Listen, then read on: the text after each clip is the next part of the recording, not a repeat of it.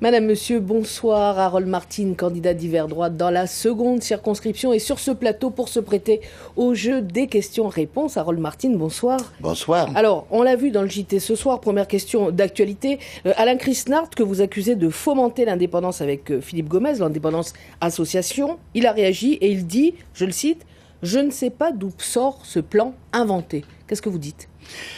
Eh bien, écoutez, j'ai beaucoup d'éléments. C'est-à-dire, on m'a parlé de complot ici. La dernière fois où je suis venu, je ne pouvais pas bien parler. D'ailleurs, il ne s'agit pas de complot. Quand j'additionne les déclarations des uns et des autres de ce qu'ils ont dit, j'arrive à tirer cette conclusion.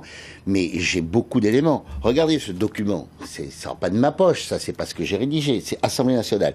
C'est ce que les députés Bussereau et Dosière, à une gauche, à une droite, viennent de nous délivrer au mois de mars. C'est-à-dire le rapport qu'ils ont fait sur la mission d'études sur la Nouvelle-Calédonie. Donc ce document est accessible à tous les Calédoniens. Il suffit d'aller sur Internet pour le voir. Il y a 200 pages, mais il suffit de le lire. Tout ce que je dis, c'est dedans. Mais c'est dedans. René Dosière, il se prive pas de René Dosière, le député de gauche. Il se gêne pas pour parler de la souveraineté partagée, etc. Quant à Philippe Gomez, il faut le lire. J'incite les Calédoniens à le lire dans ce livre.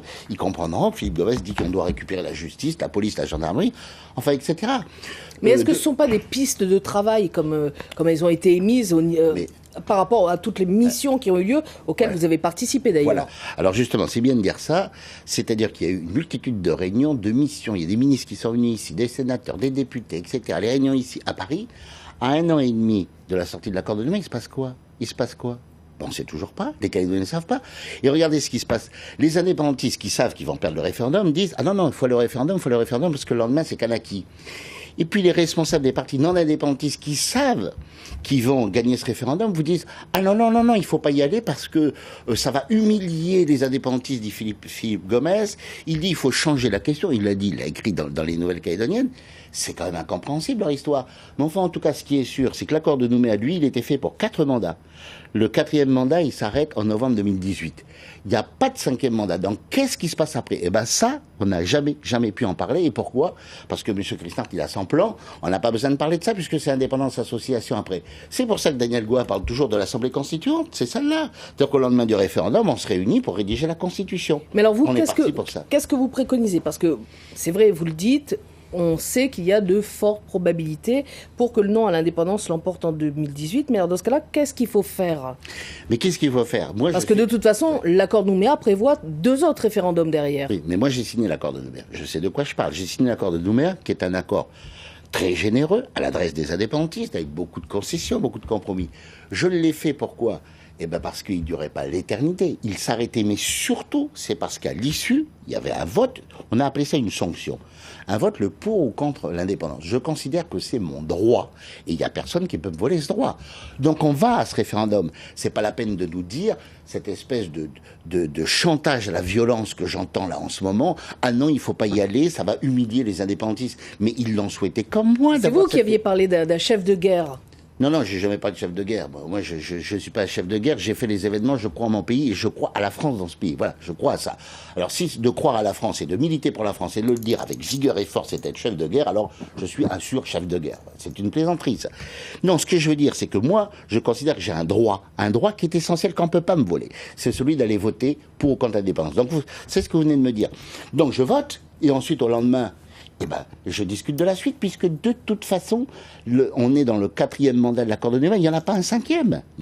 Donc il faudra bien se mettre d'accord. Alors ça prendra plus ou moins de temps. Mais c'est là que Chrisnart et toute la clique, là, ils sont responsables. C'est qu'ils ont discuté de quoi depuis 5 ans? Quand Philippe Gomez dit « j'ai bon bilan, arrête pas de le répéter, mais qui nous dit maintenant qu'il faut encore qu'on discute avec les indépendantistes. Mais comment ça? On est à 1 an et demi, Qu'est-ce qui s'est passé entre-temps? Parce qu'ils nous ont caché les choses. Alors ils entretiennent ce climat de chantage, de défiance, de dire attention, la paix que l'on connaît depuis 30 ans va être rompue parce que on va aller voter, etc. Tout ça, c'est pour nous enfumer, parce qu'ils veulent modifier la question pour nous faire avaler cette indépendance association. Et alors, ça, je le dis jamais, madame. Alors, Harold Martin, quel adversaire est-ce que vous redoutez le plus dans la 2e circonscription? Est-ce que c'est l'adversaire indépendantiste? Est-ce que c'est Philippe Gomez? Non, non, moi je me présente à ces élections pour dire la vérité aux Calédoniens, leur expliquer qu'on leur prépare l'indépendance association dans le dos. Voilà ce que je dis. Et vous avez d'autres axes à votre programme. Mais regardez la ministre... Parce que si vous êtes élu demain à l'Assemblée nationale, vous n'avez pas continué à parler si je suis élu demain, Philippe Gomez et de l'indépendance association. Si je suis élu demain, qu'est-ce que je vais faire? Je vais commencer à parler de la Calédonie française. Mais regardez bien, depuis 5 ans, personne n'a parlé de la Calédonie française à l'Assemblée nationale, mais personne. Mais il faut en parler. Moi, j'ai travaillé de longues années, comme tout le monde le sait, avec Jacques Lafleur. Qu'est-ce qu'il faisait, Jacques Lafleur? Il faisait que ça. Souvenez-vous, Dick Ukwe, son discours au Sénat de la République, publié à la porte accroché à la porte des 36 600 communes de France. Mais tout ça, c'est fini. On dirait qu'on a peur de parler de la Calédonie française. Donc, je veux d'abord faire ce travail, et ça, c'est tout un programme. Mais ensuite, je veux faire prendre un engagement à tous les députés de respecter l'accord de Nouméa et de respecter le vote des Calédoniens, à savoir qu'un référendum doit être organisé avant la fin 2018 avec une question claire, le pour ou le contre l'indépendance qui est inscrite dans l'accord de Nouméa. C'est ça. Et je veux faire signer les uns les autres pour éviter que au bout du compte, parce que le président de la République déciderait, comme Chirac a fait sur le corps électoral, de nous changer ceci ou de nous changer cela, on soit à la merci. Et ça, c'est un véritable travail. Je considère qu'aujourd'hui, le député de la Nouvelle-Calédonie à Paris, il doit se battre pour que la Calédonie reste dans la France, parce qu'aujourd'hui, nous sommes menacés. Voilà. Un mot, Harold Martin, sur le regard que vous portez sur les divisions du camp indépendantiste, du camp loyaliste, pardon. Est-ce que vous ne pensez pas que ça peut favoriser justement un député, la venue d'un député indépendantiste?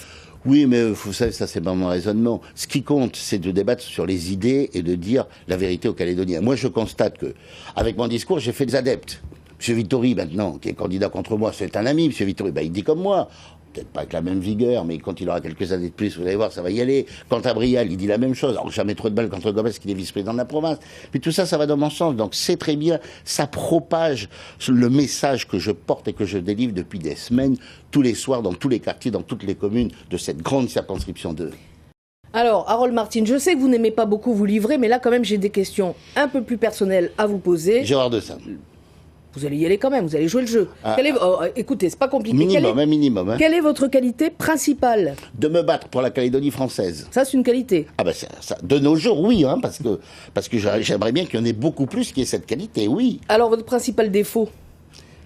Je pète les plans quand on me parle de l'indépendance, oui, voilà. Quelle est votre drogue préférée? Ma drogue? Moi, je dois dire, je pense que je suis vieux, je suis pas dans le train général, mais moi, j'ai jamais touché à de la drogue. Je sais pas ce que c'est, je peux pas vous en parler. Je sais pas ce que c'est que la drogue. Si vous me parlez de la drogue, alors, il y a peut-être... Drogue, ça peut être quelque chose qui vous... D'autres substances, par exemple. Voilà. Oui. Substances tolérées. Oui, par exemple, oui. Bon, quel est votre gros mot, votre injure favori? Je peux pas le dire à la télévision. Ah bah si, vous pouvez. Je peux pas le dire à la télévision. Moi, une expression calédonienne. Oui, le gros mot qui est favori. Qui commence par E et est suivi par N. Voilà, qui est le gros mot favori de tous les Calédoniens, oui, bien sûr. Évidemment, oui. Harold Martin, vous allez tirer maintenant une question de ce chapeau. Oui, une question, c'est une citation. C'est pas de la politique, ça devient farce et attrape. Oui, mais c'est une citation. C'est une citation. Il faut remuer comme... vous pouvez, oui. Et puis vous tirez une question, c'est une phrase politique qui a un rapport avec le monde politique. Alors, qu'est-ce que je fais? Je la lis et je la commente. Voilà.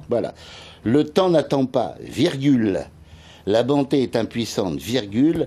La fortune inconstante, virgule. Et la méchanceté insatiable. Une phrase de Machiavel. C'est une phrase de Machiavel, oui. La méchanceté en politique? Alors, Machiavel, j'ai dit que le plan Kristart, précisément, était machiavélique. Voilà. Donc, on pourra lui rajouter ça, M. Kristart, que le temps n'attend pas. Bien sûr, c'est dans 1 an et demi que la bonté est impuissante. Ça, c'est sûr. C'est pas la peine de vouloir faire plaisir aux indépendantistes et de leur filer l'indépendance, bien sûr. La fortune inconstante, ça, je vois bien, parce que si c'est plus la France qui paye, qu'est-ce qui va se passer? Quant à la méchanceté insatiable, ça, j'en pourrai en parler directement avec M. Kristart. Oui. Harold Martin, merci à vous d'être venu sur ce plateau. Je rappelle qu'il y a 8 autres candidats qui s'affrontent. On va les voir, ils vont s'afficher sur l'écran.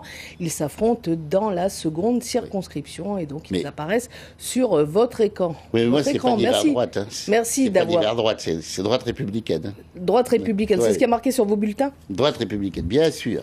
On rectifiera. Merci d'avoir suivi cet entretien. Merci à vous, Harold Martine. Demain, nous devions recevoir Louis Mapou, le candidat uni dans la seconde circonscription, selon un ordre de passage défini lors d'un tirage au sort en présence d'un huissier. Malheureusement, le candidat indépendantiste nous a fait savoir qu'il ne pourrait pas finalement honorer ce rendez-vous, car il sera en meeting électoral à la fois. Passé une excellente soirée. La semaine prochaine, lundi de Pentecôte oblige, il n'y aura pas d'entretien. On se retrouvera donc mardi 6 juin.